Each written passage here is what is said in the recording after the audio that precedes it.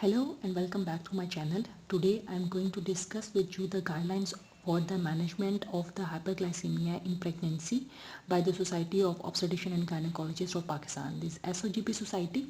And these guidelines are not very important for your MCQs purposes, but this is very important for your Viva purposes because our examiners, they belong to this society and they expect you to know everything regarding the most important topics, for example the hyperglycemia in pregnancy.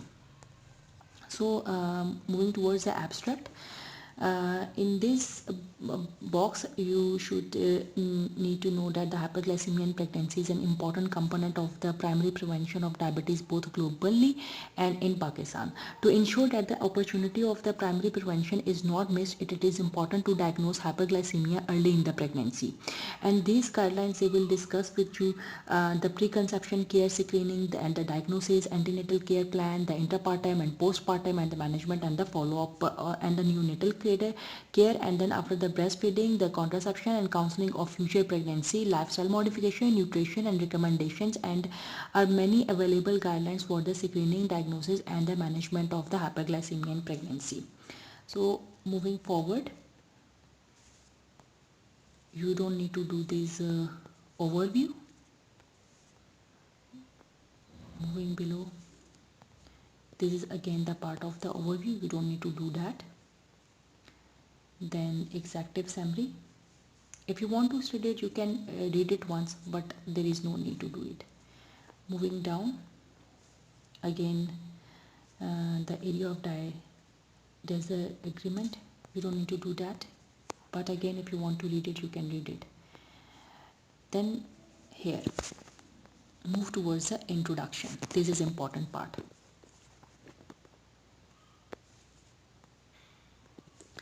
The gestational diabetes mellitus, it is defined as any degree of glucose intolerance with the onset of the first recognition during the pregnancy, whether or not the condition persists after the pregnancy. However, there is a possibility that the unrecognized glucose intolerance, they may have the antedate and begin concomitantly with the pregnancy. Hence, if the pregnant woman, they on the screening they meet to the criteria for the diabetes, then she is considered as having the pre-existing diabetes and the pre-gestational diabetes. According to the latest national survey, almost 25% of the population is suffering from the type 2 diabetes, and the 76.2 and 62.1, they are overweight and obese respectively. Obese, high body mass index and insulin resistance are the added risk factors for the undiagnosed diabetes in the early pregnancy.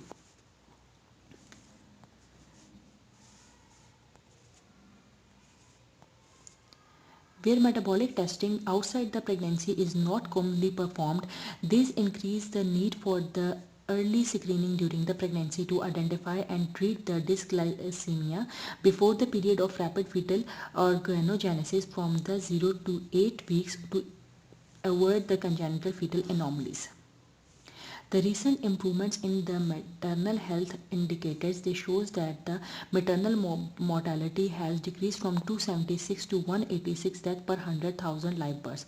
Reproductive health care coverage in the Pakistan is improving. Nearly 9 in 10 women of the reproductive age receive antenatal care from a skilled provider. However, among the non-communicable diseases, diabetes in the pregnancy is a medical disorder that needs serious attention for the implementation of the guidelines.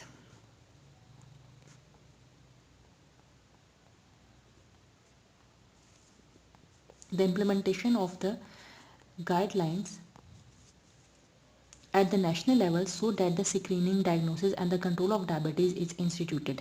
This will help to reduce the maternal morbidity and perinatal mortality and transmission of the disease in future generations. Recent the national health data, they shows that the more births they are delivered in the health facilities from 48% in 2012 to 2013 to 66% in 2017 to 2018. Yet 1 in 3 births they are delivered at the home. In view of the high maternal and perinatal morbidity and mortality associated with the diabetes in the pregnancy, institutional delivery should be encouraged.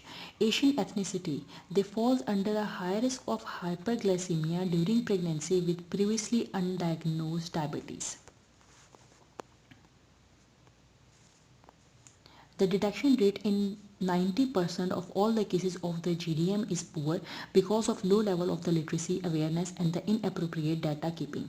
Universal screening for all the pregnant women is recommended in early pregnancy, and selective risk-based screening has poor sensitivity for the detection of the GDM in our population.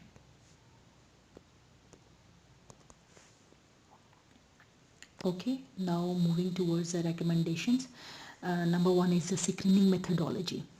At first, the antenatal visit, all pregnant women are advised a 75-gram 2-hour oral glucose tolerance test, which is commonly known as OGTT, irrespective of the risk factors. OGTT and the blood glucose screening, they should be done following 8 hours of the fasting and 2 hours after 75-gram glucose load. Dissolved in 250 cc of water, which women are advised to drink over a period of 3 to 5 minutes to avoid nausea and vomiting. For diagnostic value of OGTT, these are the diagnostic values. I will discuss it a while. Women who have a normal glucose values or the initial OGTT, a second OGTT is recommended during the 24 to 28 week of gestations, and again in the third trimester if she is screening negative, in first 2 trimesters, especially if she belongs to a high risk group. So moving towards the diagnostic values of the GDM, of the OGTT in GDM. These are the blood group values. Fasting, which is 92 milligram per deciliter, it is in millimole, but try to remember one thing, but more, it is more good that you remember it in millimole per liter, but you can memorize them in milligram per deciliter, better to have both. So fasting is 92 milligram per deciliter or 5.1 millimole per liter. 1 hour is more than or equal to 180 and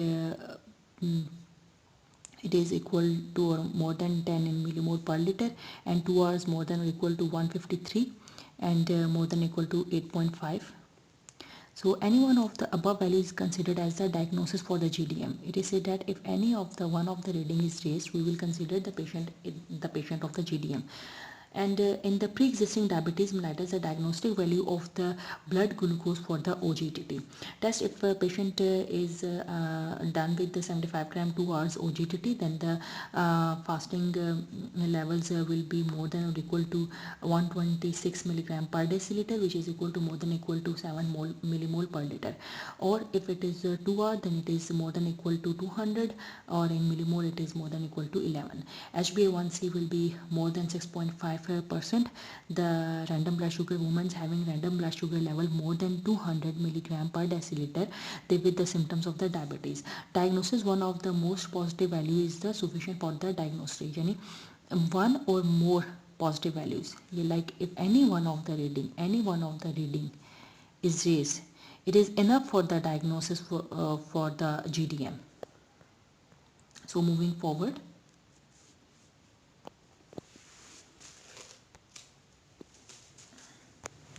the women who do not tolerate 75 gram glucose load may be tested with the 8 hours fasting blood glucose or the glycosylated hemoglobin HbA1c. Women who are subject to fasting blood glucose only in their first trimester and were normal glycemic, they should also undergo OGTT at 24 to 28 week of the gestations.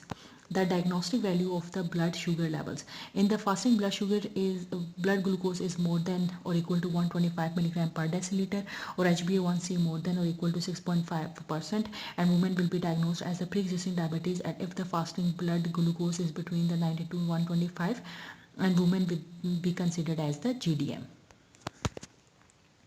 Moving towards the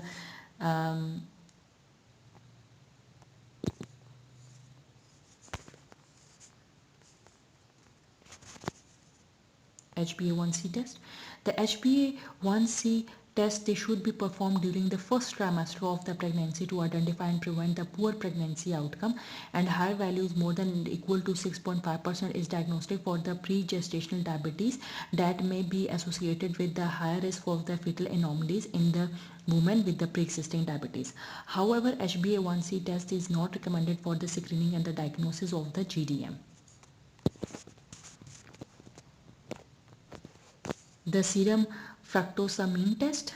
The serum fructosamine is a marker for the glycemic control and reflects the blood sugar levels of the past 2 to 3 weeks. Its laboratory measurement is quick, cost effective and is simple. However, its use for the predictions of the GDM and the neonatal outcome is controversial. Measurement of the plasma serum fructosamine, they may help in simplify the first step of the detecting the GDM. It has a poor sensitivity and low predictive values to detect the abnormal glucose tolerance tests with no definite cutoff values for the different trimesters of the pregnancy. It may be poor tool to monitor the control of the blood glucose during the pregnancy, as the fructosamine levels they can be influenced by the relative hypoproteinemia seen in the pregnancy. The high risk group for the diabetes or the GDM, this includes the family history of the patients having the family history of the diabetes and having the history of the GDM in previous pregnancy, maternal obesity and macrosomia in current or previous pregnancy, ethnicity and the Asians. The additional high risk group they has been identified as if the age is more than 35, high parity, polyhydramnios, fetal anomaly, recurrent pregnancy losses, bad obstetric history and the multi fetal pregnancy. Then moving, there are other risk factors which includes the polycystic ovarian disease and patients having the physical inactivity or sedentary lifestyle and the persistent hypertension more than or equal to 135 by 80 millimeter of the mercury and having the history of unexplained stillbirth, intrauterine fetal death, IUFD. Then recommendation number 2 was the management of the GDM. It starts with the education and counseling of a woman. Number 1 is the self-monitoring of the blood glucose levels, which is very important.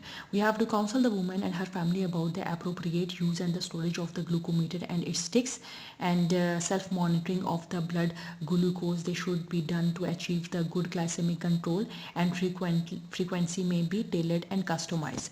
The recommendation for the usual frequency of these monitorings are with the fasting capillary glucose following 8 hours overnight fasting and 3 postprandial capillary glucose values such as 1 to 2 hours after every major meal. And once the target of the blood glucose levels are achieved, the monitoring they may be done less frequently, at least 2 readings daily, rotating around the different and fasting on the different days of the weeks. Monitoring of the blood glucose before going to the bed around 11 p.m. they should be done in the women experiencing nighttime symptoms suggestive of the hypoglycemia, and the aim of the monitoring was to achieve adequate control of the blood glucose without inducing the hypoglycemia. Then another not usually seen in our setup, but some patients they do have it, that the continuous glucose monitoring system. It is a system. It is safe and effective to evaluate the ambulatory maternal glucose profile and continuously and help to prevent the glucose variability through all the trimester. It measures the glucose levels in real time by sensing the glucose presence in the interstitial fluid and is transmitted the result via a connected device to a small device and provide a new glucose level every 5 minutes 288 times per day. The monitoring that does not replace the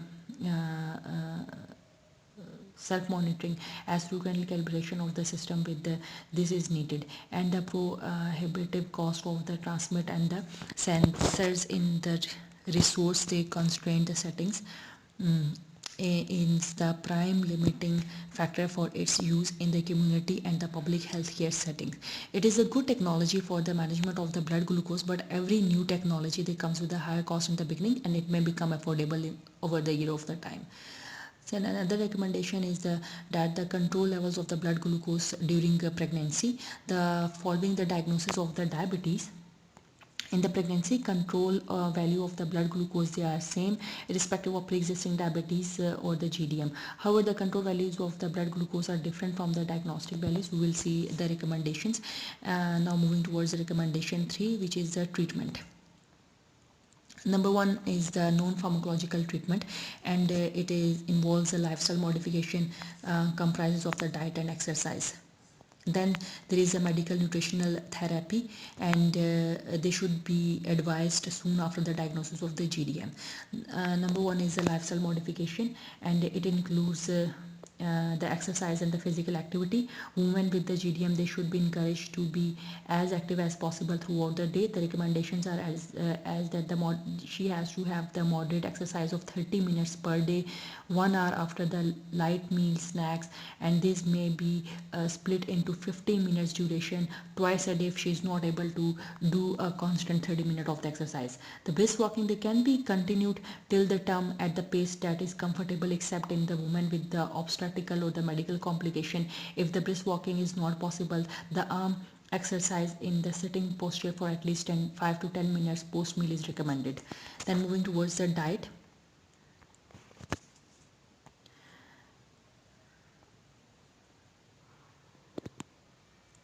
Consult dietitian if available in the healthcare setting, since the dietary advice and adjustment are required throughout the pregnancy to maintain glycemic goals. Women, they should be advised to avoid the dietary items, foods containing the simple sugar and honey, and the awareness they should be given to read food labels and the calorie count. Then she has to manage her calorie intake, which is 25 to 30 kilocalories per kg according to the body weight. In the obese woman with the GDM, a minimum of 1500 to 1800 kilocalories per day is recommended. Calorie restriction is less than 1500 kilocalorie for the woman with the GDM is not safe. A minimum of 175 gram of the carbohydrate and 28 gram of the fiber per day, they should be included in the diet. I was talking about the recommendations. So these are the recommendations we have previously studied.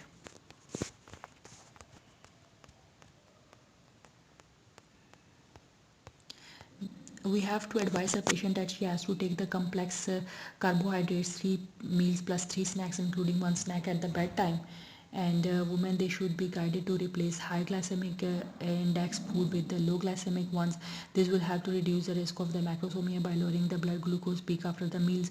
For the GI of the common food items, and artificial sweeteners are not recommended during the pregnancy, although in the some studies the aspartame is reported to be safer artificial sweetener if taken in the moderation, whereas the saccharin is reported to cross the placental barrier. Women on the insulin, they should have the sweets and sugar candies readily available with them if they experience a hypoglycemia. The aim was to achieve the normoglycemic, providing the adequate maternal weight gain and adequate fetal growth, and to prevent the starvations of the ketosis. Then moving towards the pharmacological treatment. This pharmacological treatment includes the oral hypoglycemic drugs. Drugs in insulin, they should be started if the target blood glucose they are not achieved within the week of the medical nutrition therapy and exercise. So this is important that if one is not able to achieve the desired glucose levels, and we have to start the medical nutrition therapy and exercise. And starting with the oral hypoglycemic drugs, the metformin, it is heavily recommended during the pregnancy. The dose of the metformin, they may vary from the 250 milligram per kg per day to 2550 milligram per day, depending upon the individual blood glucose level. Insulin, they must be supplemented if the metformin monotherapy is unable to achieve the control within the week. And sulfonylureas, they are not recommended during the pregnancy according to the clinical evidence, although some studies recommend the glibenclamide in the pregnancy with the diabetes. Other oral hypoglycemic, they should be avoided. And then the insulin is the gold standard for the treatment for the woman with the diabetes in the pregnancy. When the NPT and OHD they fails to control the blood glucose levels, either insulin and only glucose only should be started or may be combined with the metformin. So this is the glycemic index of the common foods you can see, and just try to memorize the major one. No need to memorize the whole graph. So insulin, they may be started as the first line treatment in the woman with the associated obstetric complication, for example preeclampsia, polyhydramnios, macrosomia, or when the blood glucose levels are more than 126 fasting and random more than 200 milligram And what are the insulin types? The type of the insulin and the treatment regimes, they should be individualized according to the patient. Basal insulin, recombinant human, intermediate acting, and pH or DETMER. So bolus insulin, it is the recombinant human short acting regular insulin, and insulin and logs, for example the aspart and disprose, are also available.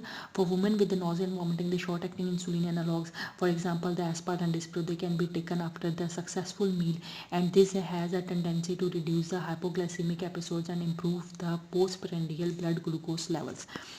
The pre-mixed insulin regimes put the woman at the risk of fluctuating glucose control during the pregnancy, and they should be avoided. Women well controlled on this regime, they may continue the same, and use of the glucosine and gludac is not recommended until the more safe data is available. How to calculate the insulin? It is very important. We will further see it in the table, but just take an example that a woman, she has 60 kg of the body weight at term, and it required, the term requirement of the insulin is 1 unit in per kg. So 1 into 60 will equal to 60 units, and we have to split these 60 units into morning dose of the insulin 2/3 and evening dose of 1/3 of the insulin, which will be 40 and 20. Further, we have to split the morning dose into 1/3 of the regular insulin, which will be 13 approximately, and 2/3 of the NPH will be 26 approximately. This is split remaining 1/3 20 units of the evening dose into half regular 10 units, and half NPH will be 10 and 10. And the optimal glycemic goals after the insulin in therapy, they should be achieved as per recommendation. So moving towards this table. So this is the arbitrary guideline to start the insulin dosage according to the body weight and the period of the gestation. In 1 to 13 weeks, like for example first trimester, the need is 0.6 into weight. In 14 to 26 weeks, 0.8. From 27 to 37 weeks, 0.9. And at term 38 to 40, it will be 1 into kg. So we have studied previously that the total insulin dosage we have to calculate it by the above formula, and then we have to divide this dose into morning and evening. The morning should be 2/3 and evening should be 1/3. The 2/3 morning should be again divided into 1/3 regular and 2/3 NPH, and the evening dose again half regular and half NPH. This is a way to calculate the insulin and divide its doses. Now the titration of the insulin doses, we have to titrate the insulin dose of the insulin after 48 to 72 hours if the blood glucose control values are not achieved. If fasting blood sugar level is persistently high, the dosage of the basal insulin and pH, they may be increased. Similarly, if any postprandial blood glucose level is high, then the increase the dosage of the bolus insulin, either regular, Lispro or aspart before meal.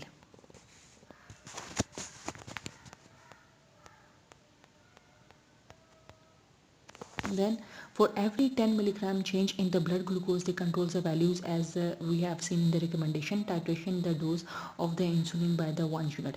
If hypoglycemia occur such that there is less than 63 milligram per deciliter, such that 3.5 millimole per liter, we have to reduce the insulin dosage and increase the fetal surveillance. Then insulin titration after steroid administration. This is very common viva question.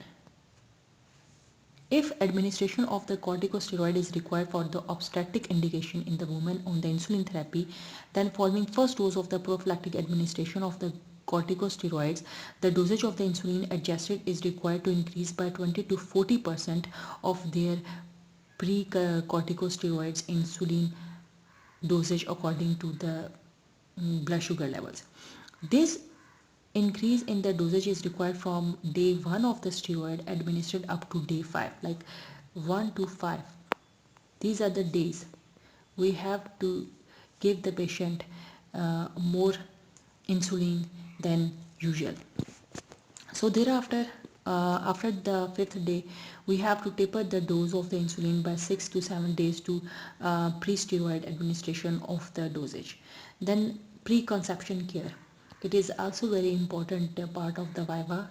Examiners love to ask this, that what is preconception care. So risk factors which identification before planning the pregnancy is very important. Women planning the pregnancy who visit the healthcare for the some other reasons, they should undergo um, risk factors identification and a blood glucose screening by the OGTT, which is 12-hour fasting and 2 hours after the 75 gram glucose load, to screen for the abnormalities of the glucose hemostasis prior to the conception. Then pre-pregnancy care for the woman with the pre-existing diabetes. So all women with the previous history of the diabetes who plan pregnancy, they may be counseled to attend the pre-pregnancy clinic for control of the levels of the blood sugar levels in the pre-conception period. It is very important. We have done this graph. Then moving towards the review and adjustment of the medications. This is also the part of the pre-pregnancy care. So oral hypoglycemics, we have to discontinue the medication which are teratogenic, not safe for the time of the conception. For example, the oral hypoglycemic drugs other than the metformin and the glipizide, we have to stop all other drugs. We have to switch a patient from non-insulin agents to insulin. However, metformin they can be continued. Antihypertensive drugs, we have to stop the statins, replace the ARBs inhibitors by the labetalol, methyldopa, and ephedrine. These three drugs are safe in pregnancy. Then before the conception, we have to maintain the blood sugar levels. The fasting should be between 90 to 125, preprandial 72 to 126, HbA1c should be 6 to 6.5. If higher than pregnancy, they should be delayed. And then moving towards a folic acid supplementation, 5 mg starting 3 months prior to the conception and continuing for 3 months after the conception is very important. Then also have to manage the the comorbidities. Women who are having existing the type 1 diabetes or type 2 diabetes, they should get the baseline screenings for the retinopathy and nephropathy, appropriate treatment and stabilization of any complication prior to the conception and the prudent. Then target the glucose values during the preconception period. We have to educate the patient and ensure the monitoring of the capillary blood sugar levels. Target for the fasting and postprandial glucose, they should be optimized, and counsel to achieve the good glycemic control with the HbA1c closer to 6 to 6.5%. If these values they can be safely attained without putting the woman at risk of the hypoglycemia. Then recommendations for the antenatal care. This is the whole blog given that we have to educate and counsel the woman and the family about the importance of achieving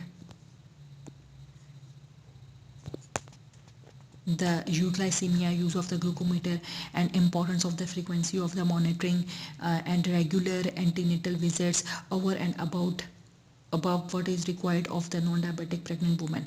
We have to provide the information about the diabetes and its impact on the pregnancy, the childbirth, and the breastfeeding, and the neonatal care and conception. We have to explain the risk of the development of the diabetes in the mother and the children in case of the non-compliance to maintain the recommendations of the blood sugar levels.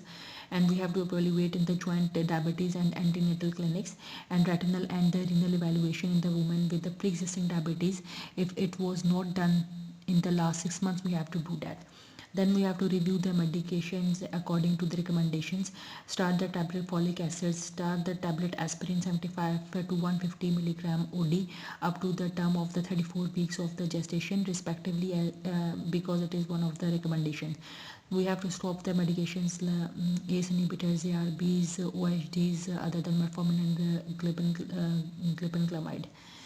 And lifestyle modification we have discussed before. We have to ensure the appropriate control of the blood sugar levels. We have to monitor the HbA1c.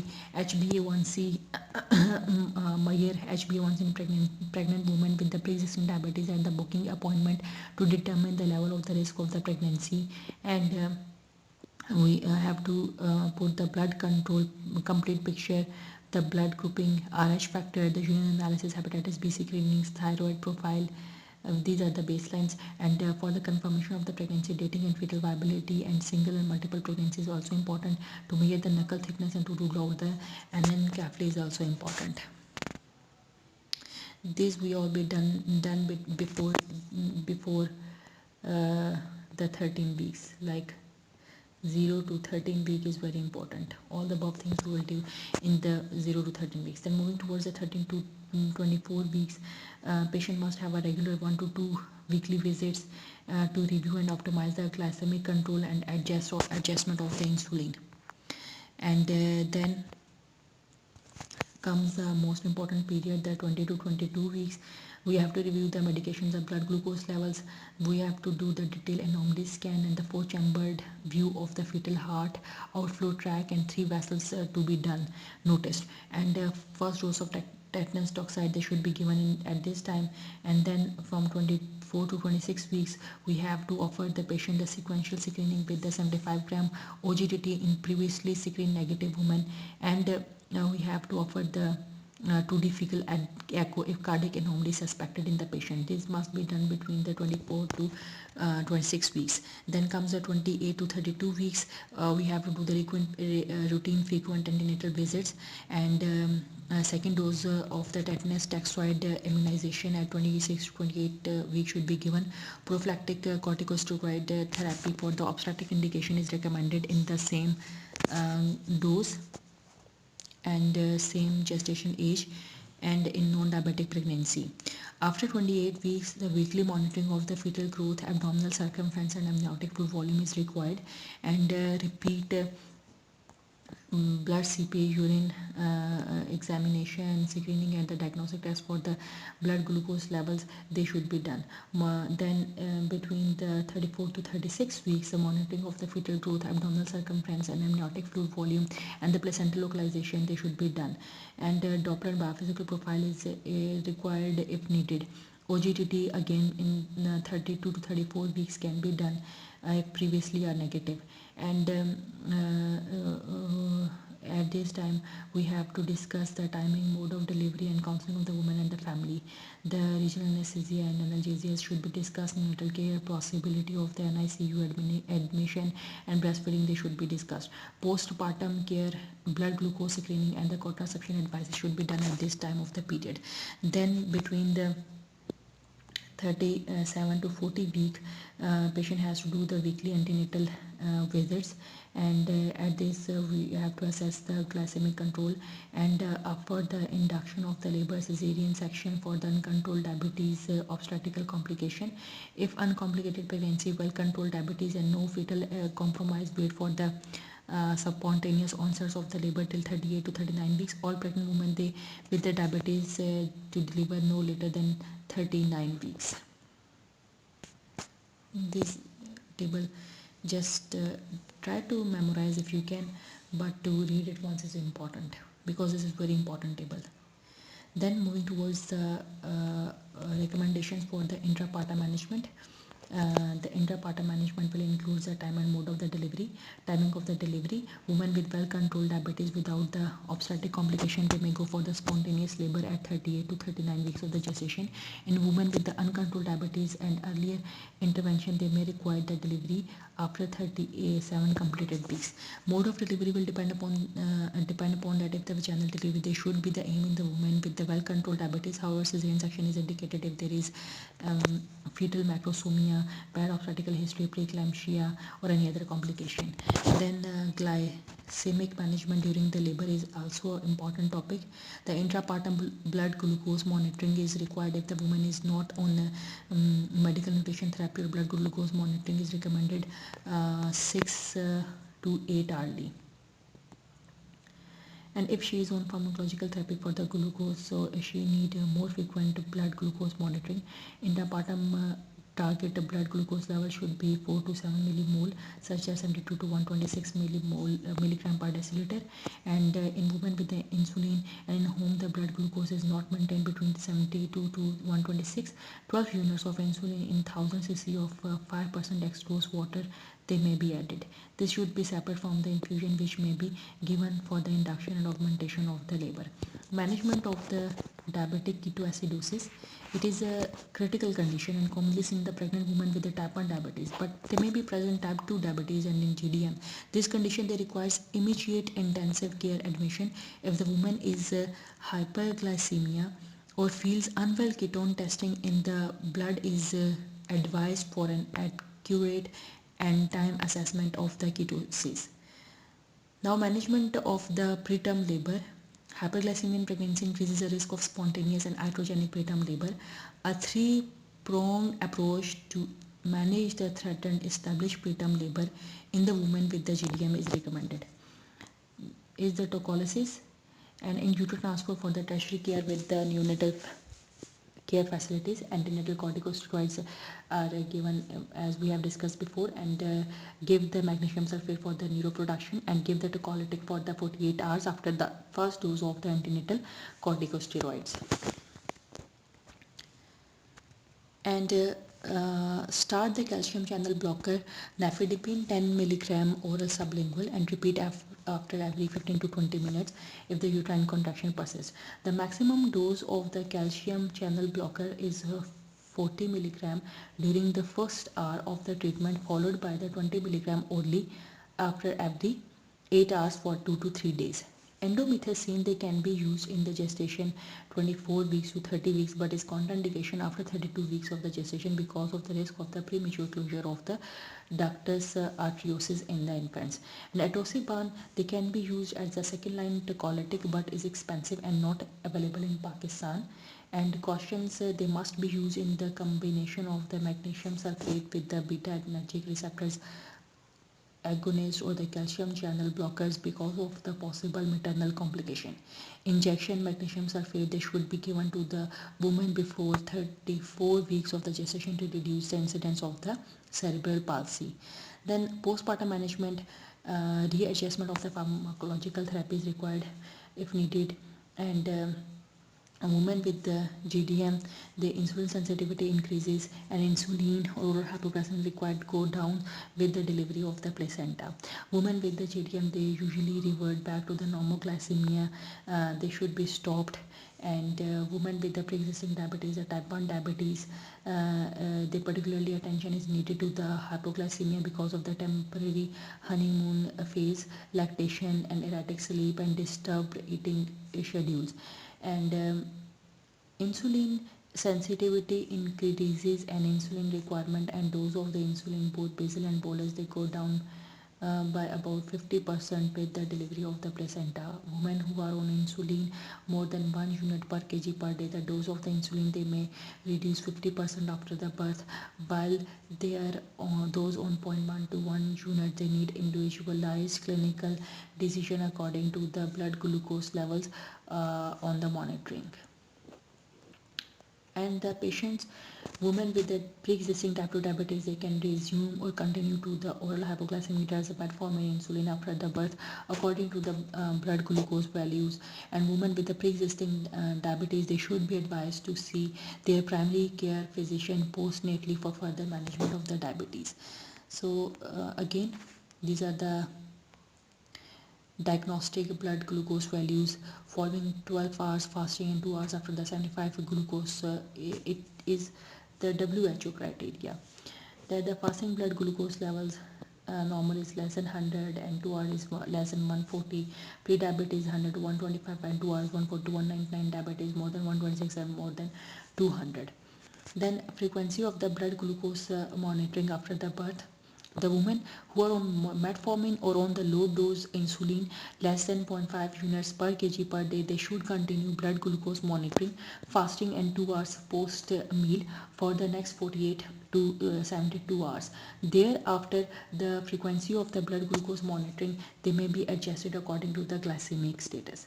In case of the cesarean section, in the immediate post-operative period, blood glucose monitoring they may continue every 4 to 6 RD till the oral food is allowed, and thereafter 2 hours post-prandial according to the blood glucose control. So postpartum counseling is important because The counseling of the women and their families, they should be directed towards the importance of the diet, physical activity, lifestyle modification, addressing the weight reduction, obesity to prevent the future development of the diabetes. In view of the poor 6 weeks postpartum, the follow-up of the woman, advice for the blood glucose screening, they must be empathetically incorporated to the counseling sessions, and the woman with the diabetes in the pregnancy, they should be counseled to undergo the postpartum OGTT at 6 weeks, 6 to 12 weeks, and then yearly. They must be educated about the fact that if they follow the advice, they can be prevented from the for future development of the type 2 diabetes. Women and their families, they should be cautioned that the case of the non-compliance, 50 to 70% of the mothers with the GDM are at high risk of the development of the type 2 diabetes in next 5 to 10 years. Then postpartum blood glucose screening, OGTT, they screen the woman for the diabetes at the 6 weeks postpartum with the 75 gram 2 hours OGTT, and or the fasting blood sugar levels more than 126 milligram per deciliter using the WHO criteria to exclude the confirm the pre-existing undiagnosed type 2 diabetes. These 6 weeks OGTT, they may be linked to pediatric attendance, child immunization to ensure the compliance of the postpartum follow-up. If the OGTT is not possible, then offer the fasting blood glucose level or HbA1c. And infections. Pregnant women with the diabetes are at the risk of the infections at the surgical site, for example, the cesarean section, episiotomy, and urinary tract infections, breast abscesses, and the endometriosis. This can be avoided if appropriate hygiene, antibiotic, and proper glycemic controls are taken. Then postpartum thyroid dysfunction, due to the high risk of 25% of the postpartum autoimmune thyroid dysfunction is the first 4 weeks after the delivery. The thyroid hormonal abnormalities, they should be screened at 1 to 3 months postpartum. Then recommendations for the neonatal care. The newborn, the blood glucose, they should be checked by heel prick within 30 minutes of the birth. The aim is to keep the blood glucose around the 36 to 40 milligram per deciliter. We have to continue the blood glucose monitoring every 4 hours. If the blood glucose of the infant is below 18 milligram per deciliter, we have to treat the hypoglycemia with the intravenous dextrose immediately. In symptomatic newborns, the complete blood glucose, serum bilirubin, serum calcium, and serum magnesium, they should be done. We have to keep the baby admitted in an NICU or under the surveillance for at least 24 hours till they maintain their blood glucose levels more than 46.8 milligram per deciliter.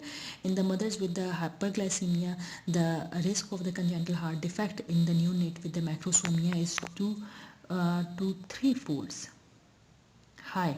If the neonate develops physical signs like the difficulty breathing along with the cyanosis, poor feeding, and the sleeplessness, urgent echocardiography, they should be advised, and the pediatric cardiologist, they should be consulted. Prenatal detection of the intrauterine echography in pregnancy with the diabetes allow the early referral to the tertiary care hospital. The pregnancy is complicated with the hyperglycemia in pregnancy, they should lead to the neonatal hypoglycemia if the birth weight is more than 90th centile irrespective of the treatment with or without the insulin. Macrosomia, they further increases the frequency of the cesarean section and they increase the risk of the NICU admission due to difficulty and traumatic vaginal bleeding, birth, and because of the shoulder dystocia, which may cause the cervical fracture and injury to the brachial plexus. Now, recommendations for the breastfeeding. Early and exclusive breastfeeding is recommended to avoid the neonatal hypoglycemia.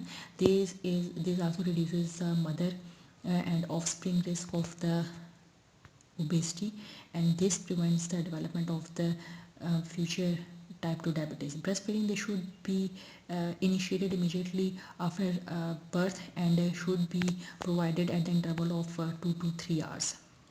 The women with the pre-existing insulin treated diabetes, they should take some snacks while breastfeeding and at the night time before going to the bed.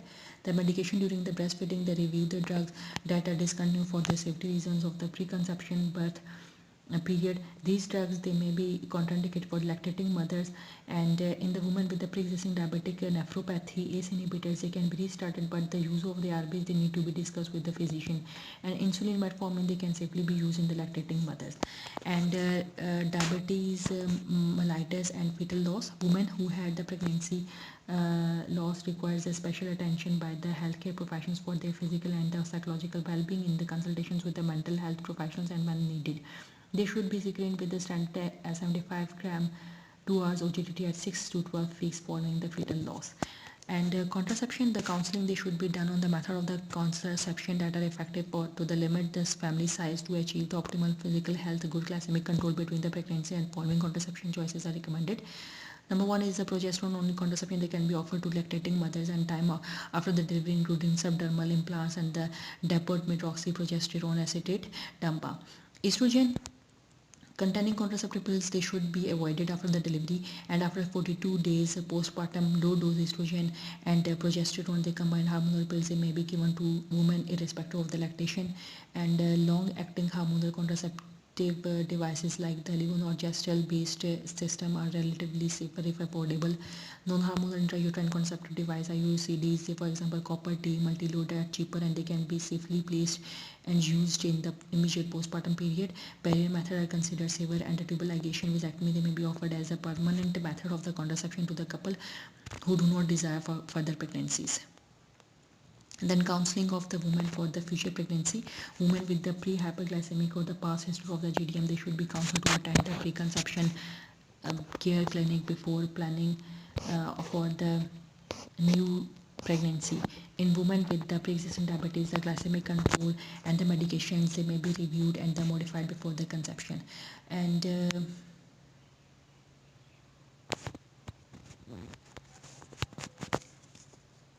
now these are the future research recommendation. If you want to read it you can read it, otherwise there is no need to read it.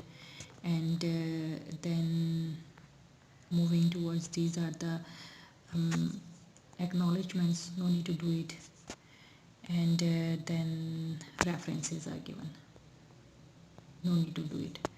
So this is the whole paper, these all the references. Okay, now this concludes our session.